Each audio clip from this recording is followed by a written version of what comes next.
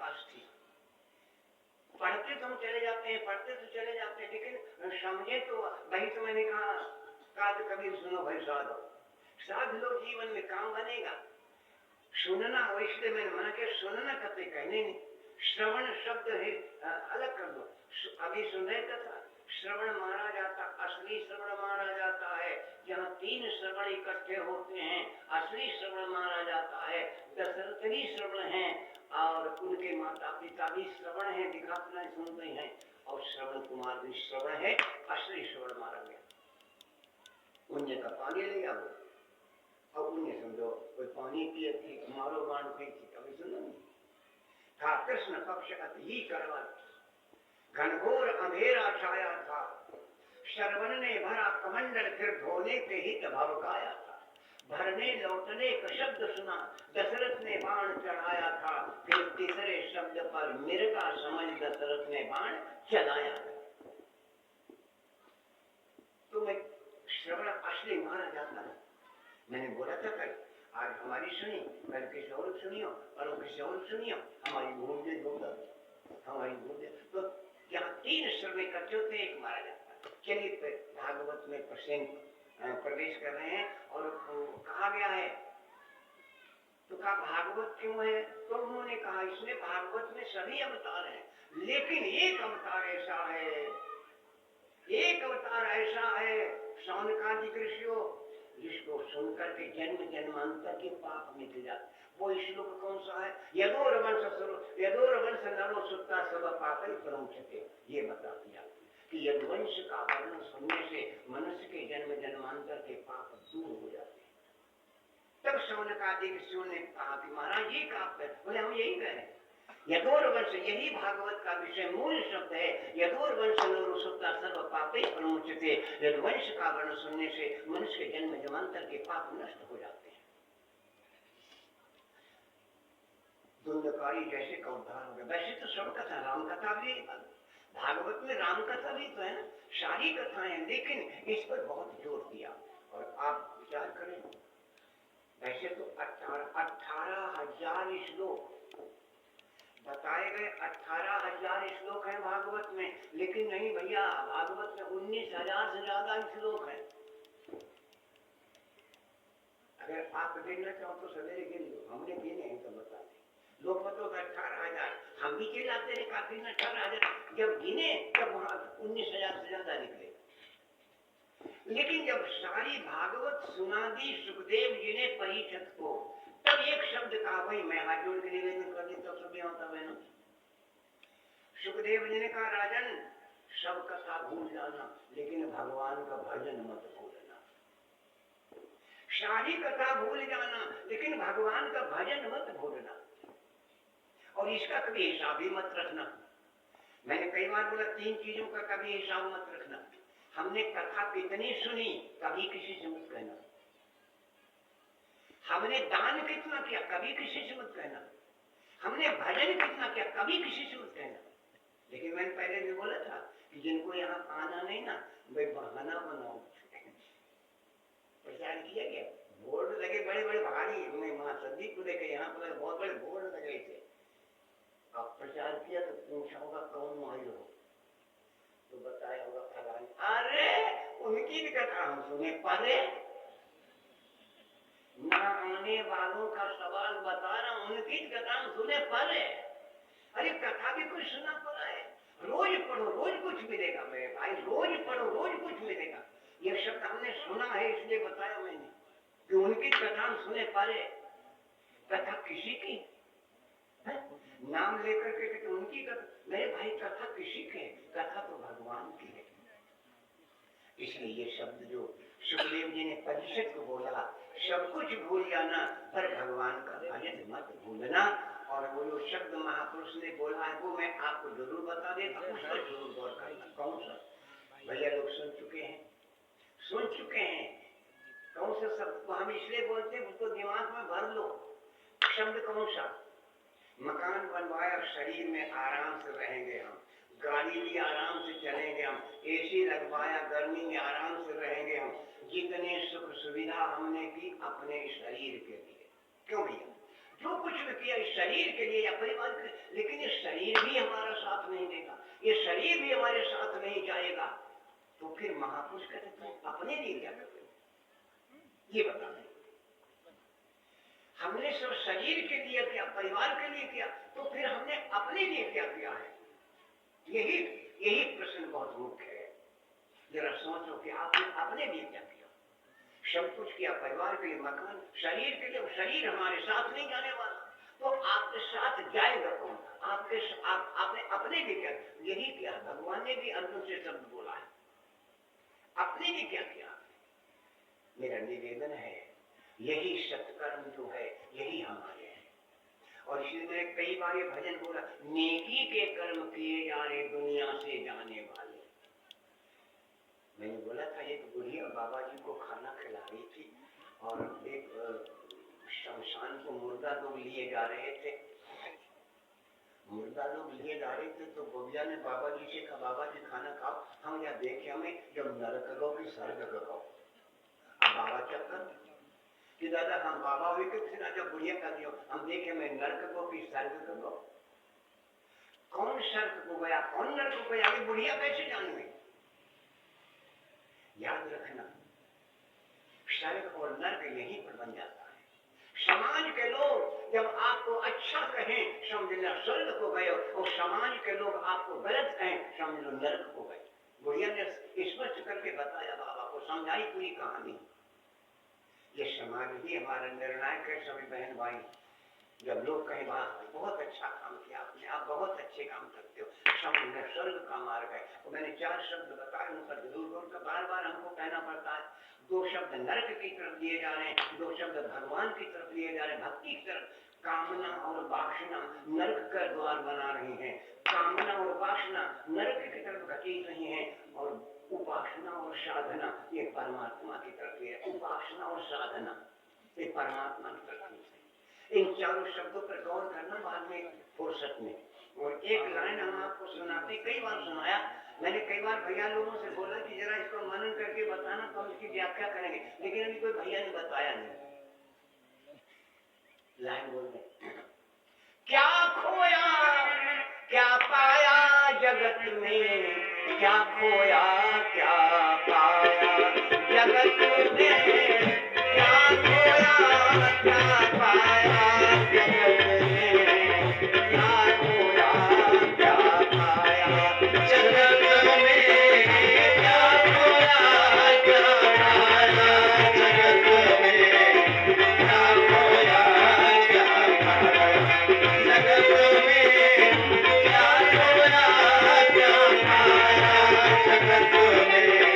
क्या खोया क्या पाया।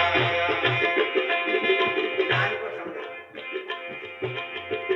हाथ बढ़ाया पुष्पलता को, हाथ बढ़ाया पुष्पलता को, हाथ बढ़ाया पुष्पलता को, कंटक ने दर्श खाया जगत में, क्या खोया क्या पाया जगत में, क्या खोया क्या पाया जगत में, क्या खोया क्या पाया जगत में, क्या खोया क्या पाया जगत में, क्या खोया क्या पाया। हाथ बढ़ाया पुष्पलता को, हाथ बढ़ाया पुष्पलता को, कंटक ने दर्श खाया जगत में, क्या खोया क्या पाया जगत में,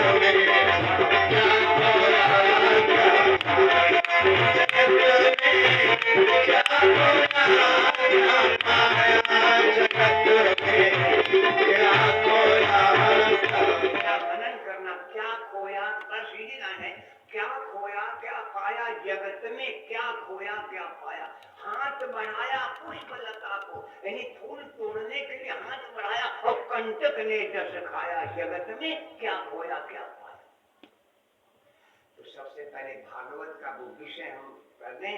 मैंने इसलिए बोल दिया, जो सुखदेव जी ने, जो शौनकादि ऋषियों ने जो वेद व्यास ने भागवत में लिखा, शौनकादिक को सूत जी ने समझाया, सुखदेव जी ने परीक्षित को बताया, डोर वंश नरो सुता सब पापे परम उचिते। इसलिए भागवत की वो लाइन हम आपको सुना देते हैं चंदन की। कई बार बोली ऐसी बात नहीं, जो नई बात थोड़ी हुई और नई कथा हुई है ना। हम तो कई बार कहा कथावाचक बदल जाते हैं, स्थान बदल जाता है, समय बदल जाता है, लेकिन कथा का बहुमत बदलती। क्यों भैया? स्थान बदल जाते हैं, कथावाचक बदल जाते हैं, समय बदल जाता है, लेकिन कथा कभी नहीं बदलती। कथा वही है, अमर है ना। देवर्षि नारद एक गंधर्व और एक उसकी पत्नी को लेकर के द्वारिकापुरी पहुंचे। भगवान ने स्वागत किया, आइए देवर्षि। कैसे आए? तो नारद जी ने कहा, आएगा ये गंधर्व और इसकी पत्नी तुम्हारी पत्नियों से मिलना चाहते हैं। देखो नारद गए झगड़ा करवाने, बात क्या है। नारद गए थे झगड़ा करवाने। नारद जैसे लोगों हो तो गांव में मैसी बात ना समझो। ऐसे लोगों ने मालूम कहा, अरे तुलसी बाबा ने रामचरितमानस में लिख दिया, बाढ़े खलबो चोर जुआरा जे लंपट, उन्हें लंपट कहा। और लंपट आदमी जिंदा पर दुख देते, लेकिन मरनों पर पिंड नहीं छोड़ते। आदमी में लंपट हो तो माता बहन में लंपटनिया होती। मैं प्रमाण दे दूं आपको। एक गांव में एक लंपट था, उसने पूरे गांव को लड़ा के बर्बाद कर दिया, थाना पुलिस कचहरी। अंत में कोई अमर कहने, जब लंपट मरने लगे तो उनके पास एक व्यक्ति बैठा था, तो उन्होंने लंपट ने उसे कहा, भैया देखो हमने लोगों ने बड़ी बुराई करी, लोगों को बड़ा लड़वाया है, आपस में झगड़ा कराया, मारपीट करवाई, हमारा मुंह बहुत गंदो है, और जब हम मर जाए तो हमारे मुंह में कुछ छूटा ठोक दियो, जिससे हमारा अगलो जन्म सुधर जाए। लंपट मर गए। जब लोग उनका अंतिम संस्कार करने आए तो उसने कहा, महाराज ये लंपट कह रहे थे हमारा मुंह बड़ा गंदो है, और जब हम मर जाए तो हमारे मुंह में खूंटा ठोक दो तो अगलो जन्म सुधर जाए। तो लोगों ने खूंटा ठोकने से अगर अगलो जन्म सुधरते तो फिर मोटो ठोक दो, बढ़िया हो जाए। आम का खूंटा छील कर उनके मुंह में ठोको, अब जब मुंह में खूंटा ठोको तो मुंह ही रह गई, कफन लपेट जब ठोलो, लेकिन चल पड़े राम नाम से। उधर से दरोगा जी 4 सिपाही ले आए, उन्होंने देखा था मुर्गा तो बहुत देखे किराए फरवाए, और अलसो मुर्गा हमने आदमी के वजह के मामा जाओ ठहरो। दरोगा जी ने कहा क्या बात है? लोगों ने कहा महाराज ये लंपट खत्म हो गया, इनका अंतिम संस्कार करने जा रहे हैं। दरोगा जी ने कहा उतारो देखा। जब कफन हटाए, हम मोटो मोटो खूंटा मुंह में ठोको। दरोगा जी ने कहा अच्छा, खूंटा ठोके को मार डाला था तो मर गया, जितने शमशान ले जा रहे सबका लग जाके जेल में ठोक दिया। तभी कहा गया कि लंपट जिंदा पर तो दुख देते, लेकिन मरनों पर। नारद बाबा भी लंपट ही का काम करते हैं। भगवान से कहा ये गंधर्व और इसकी पत्नी तुम्हारी पत्नियों से मिलना चाहते हैं। भगवान ने कहा मिले हो। नारद बाबा और गंधर्व और पत्नी को लेकर के सबसे पहले रुक्मिणी के घर में गए तो देखे का भगवान लेटे रुक्मिणी पायदान में। सत्यभामा के घर में गए तो देखने का सत्यभामा भी सेवा कर। जामवंती के घर में गए वहां भी सेवा, जमुना के घर में वही सेवा, सत्या के घर में वही। नित्य बिंदा कह के नाम गिना में जिस घर में गए सबकी सेवा भगवान की हो। नारद बाबा लोग देखे भगवान दरबारों में बैठे। भगवान ने पूछा नारद मिल आए पत्नियों से? तो नारद बाबा बोले मेरे कहा तुम तो पहले आज पर हम तुम्हारी पत्नी से मिलन कहे, तुमसे थोड़े। तो भगवान ने रुक्मिणी को इशारा किया कि नारद बाबा से मिल लो। सारी देवियां बहनों इकट्ठी होगी नारद बाबा के पास। नारद बाबा झगड़ा कराने के चक्कर में इसलिए थे कि अगर गिनती लगाओ 16,108 घंटा लगे, और ये 16,108 पत्नी सबके मकान अलग अलग, ये मिलत कब है? ये झगड़ा कराने के चक्कर में थे। सब देवियां आ गई। नारद बाबा ने कहा देवियों ठीक हो? सबने कहा बाबा ठीक है, लेकिन अब यहाँ लेख लिख कर दो।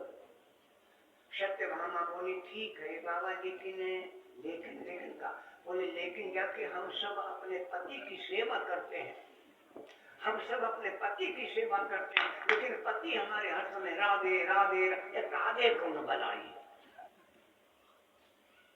आपने शायद पढ़ा हो, कई बार हमने पढ़ा यथार्थ रामायण में, यथार्थ गीता में, मैंने कल गीता की बात बताई, यथार्थ गीता में